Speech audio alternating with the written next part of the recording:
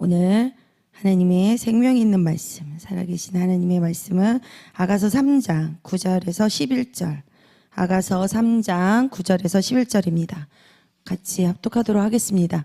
솔로몬 왕이 레바논 나무로 자기의 연을 만들었는데 그 기둥은 은이요 바닥은 금이요 자리는 자색담이라. 그 안에는 예루살렘 여자들의 사랑이 입혔구나.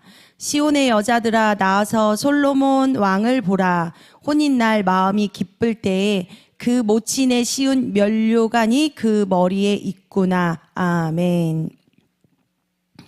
말씀의 제목은 길어서 여자들의 사랑이 입혔구나, 여자들의 사랑이 입혔구나 라는 말씀의 제목을 가지고 은혜를 나누고자 합니다. 본문 11절에 시온의 여자들아 나와서 솔로몬 왕을 보라 이랬어요. 시온의 여자들아 나와서 솔로몬 왕을 보라 이렇게 하는데 가장 찬란한 영광의 날 솔로몬 왕의 가마가 예루살렘 도심을 가로지르며 예루살렘 도심을 가로지르며 위엄 있게 나타납니다. 신랑의 머리에 씌워진 화관과 그 마음에서 터져 나오는 극진한 즐거움의 그 기쁨을 억눌려도 숨길 수 없는 그 생명의 한일 것입니다.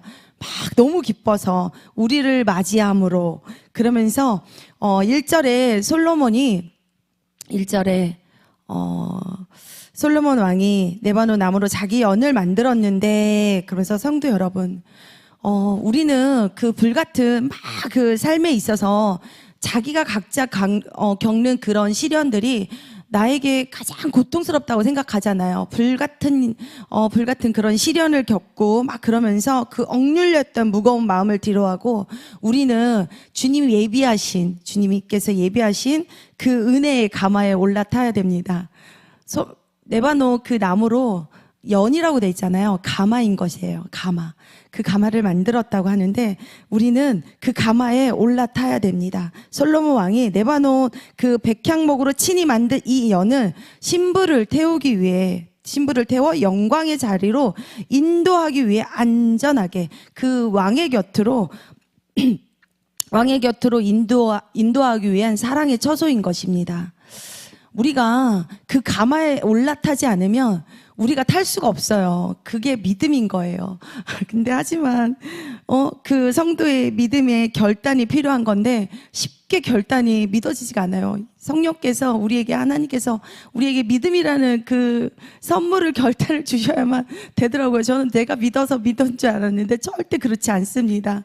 정말 그 믿음 안에 쑥 들어가 보니까 내가 믿은 것이 아니었구나. 정말 믿음이라는 거 정말 성령께서 하나님께서 그 믿음을 주셨구나. 그래서 내가 결단할 수 있었던 거고, 그래서 안전하게 그 사랑의 안전한 처소로 그 가마에 태워서, 연에 태워서, 직접 만든 그 가마에 태워서 우리를 사랑의 처소로 완전히 인도하려고 하는 것입니다. 그것이 처소라고 했는데, 사랑의 처소라고 제가 했는데, 그것은 하나님과의 영적인 만남인 것입니다. 성도 한 사람 한 사람을 레바논 나무처럼 귀하게 다듬어 당신의 임재가 머무는 거룩한 처소로 만드는 것이죠. 시편 92편 12절 보면은, 시편 92편 12절, 시편 92편 12절에 보면 의인은 종려나무같이 번성하며 레바논의 백향목같이 발육하리라 라고 말씀이 되어 있습니다.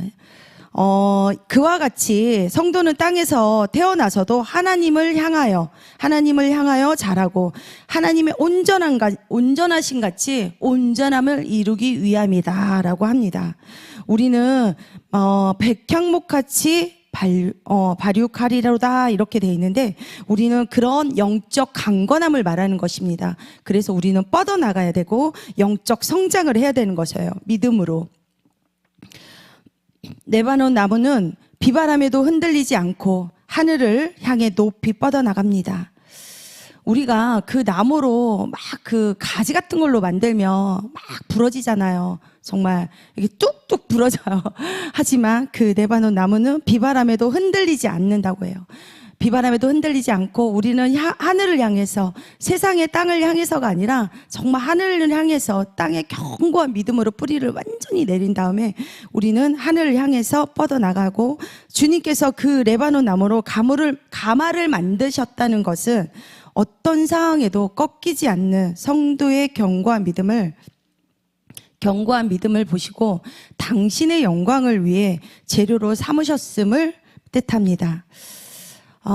그렇게 우리는 어떤 상황에서도 주님 안에서 그 가마에 그 레바논 나무로 그 연을 만들어서 그 가마 안에서 정말 안전한 처소로 하나님과 영적 대면과 하나님의 그 완전한 믿음 안에서 우리가 뿌리를 내리기를 완전히 바라시는 것입니다. 그래서 당신의 영광을 위해서 우리를 재료로 쓰시는 거예요. 마태복음 5장 48절에 보면은 그러므로 하늘에 계신 너희 아버지의 온전하심과 같이 너희도 온전하라. 하나님의 하늘에 계신 너희 아버지의 온전하신과 같이 너희도 온전하라고 말씀하시잖아요. 그래서 우리는 그런 온전함으로 완전히 하늘을 향해서 뻗어나가는 거죠. 그렇게 레바논 나무 연처럼 좋은 목재로 쓰이듯이 성장한 성도는 성도는 귀하게 쓰십니다. 하나님께서 존귀한, 그냥 귀하게 쓰는 게 아니라 존귀한 자로 쓰신다고 합니다. 얼마나 귀하게 쓰시는지 몰라요. 이제 저와 여러분은 솔로몬의 가마에 올라타 신랑의 곁으로 나아갑니다. 제가 그 신랑 대신 그 예수님께서 그 가마를 준비하여서 우리를 맞이하러 오신다고 했을 때 결혼을 하게 되면 굉장히 마음이 설레고 가장 떨리고 가장 아름다운 그런 결혼식을 하게 되잖아요. 저는 예수님을 만나서 정말 그 아름다운 정말 제가 겪어보지 못한 그 떨림과 그 순간들을 정말 주체할 수 없는 이 감정들이 얼마나 뜨겁게 올랐는지 몰라요. 정말 잠을 안 자도 성령이 충만해서 너무 그 뜨거움에 잠을 안 자도 거뜬하더라고요. 정말 무엇이 그렇게 좋았는지 예수님 처음 영접해서 그 인격적으로 만나서 그 뜨거움이 정말 오래 갔거든요. 근데 저는 이제 우리가 모든 신부들이 막 떨리고 설레고 신랑과 그 첫날 밤을 보내고 막 맞이할 순간들이 엄청 떨리잖아요. 근데 저는 굉장히 두려움으로 막 했기 때문에 무섭고 두렵고 정말 끔찍한 상상도 못하는 그런 결혼식이었는데 정말 예수님으로 인해서 정말 이런 떨리고 설레고 근데 이 말씀 속에서 보니까 예수님께서 정말 저를 귀하게 준비하여서 저를 맞이하셨다는 게 너무 감격했어요. 새롭게 다시 한번 그 예수님의 사랑을 다시 느끼게 되더라고요. 저를 귀한 신부로 그냥 하나님이 만나주신 게 아니더라고요. 이렇게 모든 준비된 성경 말씀 안에는 하나님의 정말 이 말씀 안에는 우리를 다 준비되어서 우리를 이렇게 맞이하시더라고요. 그래서 우리는 신랑 대신 솔로몬 가마에 올라타야 됩니다. 신랑의 곁으로 그래서 우리는 나아갑니다. 시편 16편 3절에 보면은 땅에 있는 성도는 존귀한 자니 그러잖아요.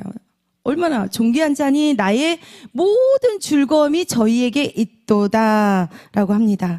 주님의 즐거움이 된 성도는 존귀함의 상황에 따라 우리는 존귀함 그 상황에 따라 변하는 감정이 아니라 어떠한 압제 속에서도 꺾이지 않는 영적 강직함에서 나옵니다.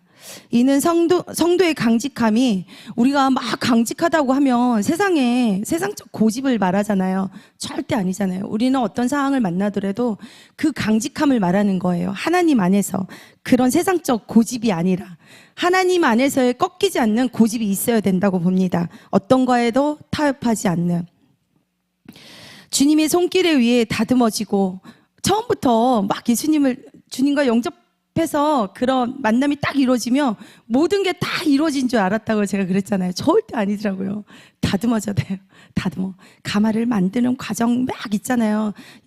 그거 우리 신부를 태우기 위해서 막 예수님께서 막 그냥 가마만 만들어진 게 아니잖아요. 가마에 막 치장을 해야 되고 아름답게 꾸며야 되고 막 그러잖아요. 그렇듯이 우리 주님의 손길에 우리도 다듬어져야 됩니다.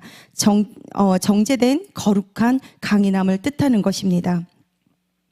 이 존귀함이 하늘을 향해 곧게 뻗은 강직함으로 주님의 즐거움이 머무는 처소 되시길 소망합니다. 우리는 아름다운 처소가 되어야 되잖아요. 아름다운 신부로 단장하잖아요. 아름다운 신부가 되었을 때는 아무것도 정말 이 마음에서 정말 행복함이 너무 가득하더라고요. 저희 예수님 정말 만났을 때 정말 그랬거든요. 세상이 갑자기 눈이 탁 떠지는데 제가 가을에 막 나무가 앙상한 것도 너무 싫고 풀이 죽어 있는 것도 너무 싫고 저와 똑같은 거예요. 근데 그 순간 예수님을 만나고 나서는 마른 나무 가지도 그렇게 아름답게 보고 풀이 죽은 것 같지만 그 죽은 것 같지 않는 그 죽어 있는 그 풀조차도 너무너무 아름답게 보이는 거예요. 막 감격하는 거예요. 근데 이렇게 새벽에 오늘 오면서 보니까 하나님은 모든 만물 가운데 우리의 삶 가운데 하나님과 연합하기를 원하시는 거예요. 내가 삶 속에 그런 모든 상황 속에서 하나님을 다 만나고 있구나. 다시 한번 생각했습니다. 우리는 그 가마 안에, 연 안에 신랑이신 주님께서 신부를 위해 베푸신 그 끝없는 사랑이 교회를 지탱하는 바닥이자 기둥인 것입니다. 우리를 또한 성도를 지탱하는 바닥이자 기둥인 것입니다.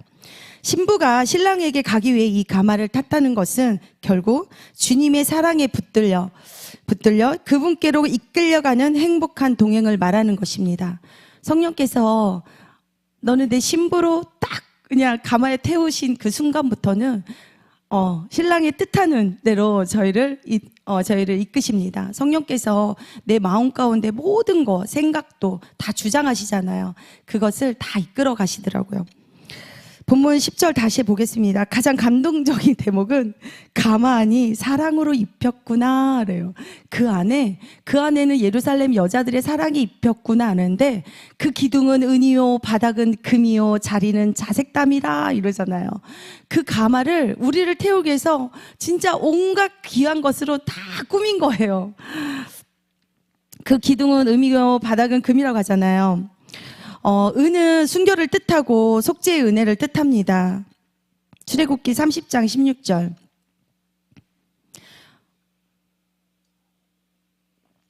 너는 이스라엘 자손에게서 속전을 취하여 회막에 봉사에 쓰라. 이것이 여호와 앞에서 이스라엘 자손의 기념이 되어서 너희의 생명을 속하리라. 아멘. 시편 12편 6절 말씀 다시 보겠습니다. 여호와의 말씀을 순결하며 흙 도가니에 7번 단련한 은 같도다. 해막에 우리는 속전을 취한다고 했어요. 생명의 대가인 것이에요. 대속의 은혜를 입은 거죠. 그리고 해막은 이 은은 성막의 기초의 받침대를 만드는 데 쓰여져 구원이 우리의 신앙이 뿌리임을 보여주게 되는 것입니다. 그러면서 바닥은 금이요, 금은 진리요, 하나님의 말씀이라는 견고한 토대를 말하는 것입니다. 교회는 진리의 기둥의 터가 됩니다. 디모데전서 3장 15절. 만일 내가 지체하며 너로 하나님의 집에서 어떻게 행하여야 할 것을 알게 하려 함이니 이 집은 살아계신 하나님의 교회요 진리의 기둥과 터이니라. 아멘. 교회는 성도는 이 진리 위에 서야 되고 진리로 지탱되어야 합니다. 교회는 재물이나 권력으로 지탱하는 것이 아닙니다. 진리 없는 교회는 설 수가 없고 진리의 기초를 흔들며 교회는 무너지게 됩니다. 우리도 성도는 진리가 없으면 무너지고 설 수가 없는 것입니다. 요한복음 14장 6절에 보면 요한복음 14장 6절 예수님이 선포하신 예수님께서 가라사대 내가 곧 길이요 진리요 생명이니 나로 말미암지 않고는 아버지께 올 자가 없느니라 라고 말씀하셨어요. 그렇듯이 하나님의 진리 위에 우리는 서야 되는 것입니다. 금처럼 영원히 흔들리지 않는 그리스도의 사랑과 언약이 우리 삶의 유일한 토대인 것입니다.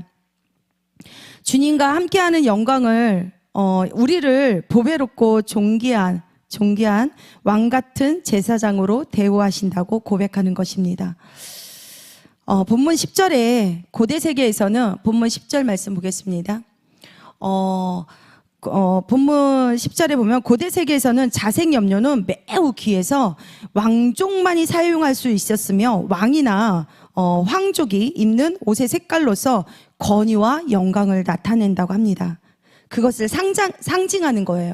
그렇듯이 우리 하나님께서는 우리를 귀하게 여기시는 거예요. 가장 귀한 그 기둥을 은으로 토대를 삼고 바닥은 금으로 다 깔고 자리는 자색 다미로, 그래서 우리를 귀하고 존귀한 자로 그 안에 예루살렘 여자들의 사랑이 입혔구나, 그것으로 다 입혀졌다는 거예요.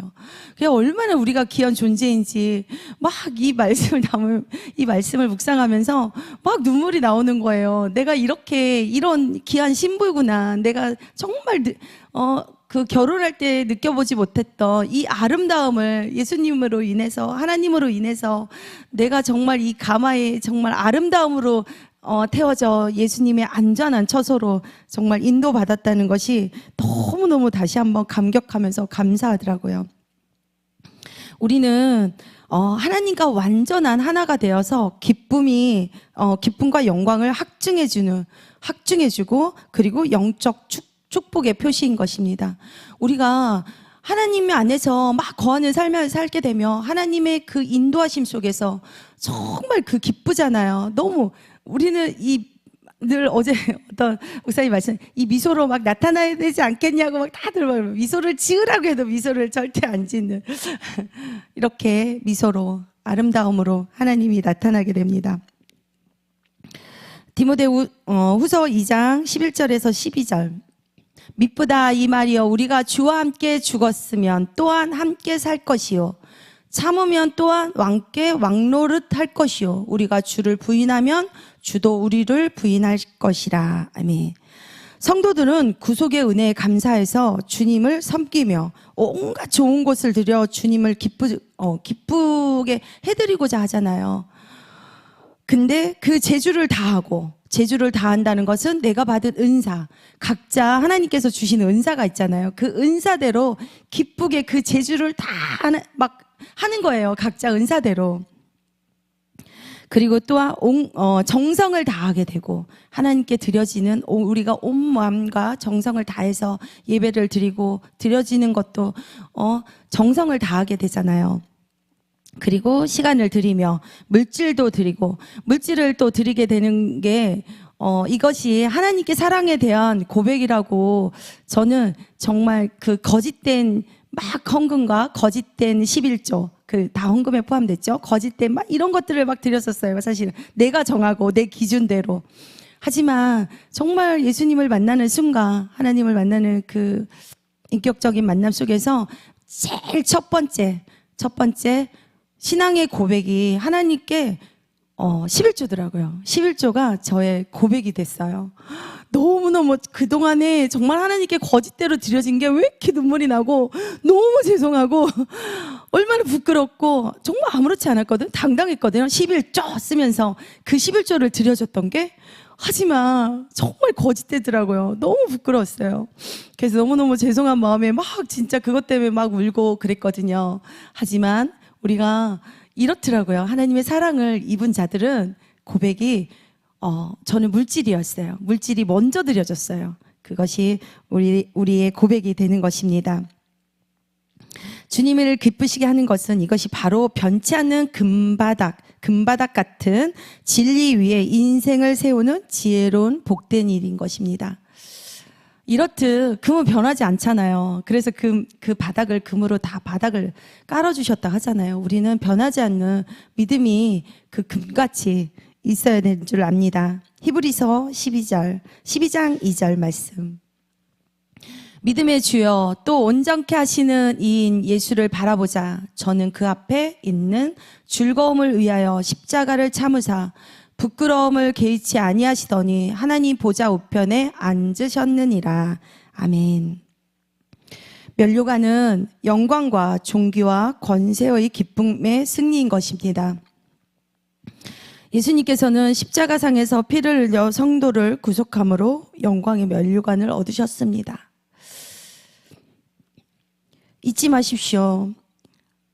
저와 여러분은 이 땅을 살아가지만 여러분의 신분은 자줏빛 깔개 위에 남은 고상한 왕의 신부로서, 우리가 고상한 신부로서 우리가 고상한 언어와 고상한 눈빛과 고상한 그 손짓과 제가 이게 막 모든 신체를 하나하나 그렇게 하나님께 고백을 드리거든요. 고상한 신부로서 그 사랑을 입힌 아름다움으로 우리는 아름다운 신부로 옷을 다 입었어요. 하지만 그 옷을 입었는데도 불구하고 그 옷 입은 것을 우리가 막 헤아려 하잖아요. 하나님께서는 우리를 그렇게 덧 입혀주셨어요. 그래서 우리는 고상한 신부로서, 그 가마에 태워진 신부로서 자줏빛, 그 귀한 자줏빛 깔개 위에 앉은 그런 사랑을 입힌 아름다움으로 오늘도 주님을 기쁘시게 하는 지혜로운 아름다운 고상한 신부로 살아가시길 소망합니다. 기도드리겠습니다.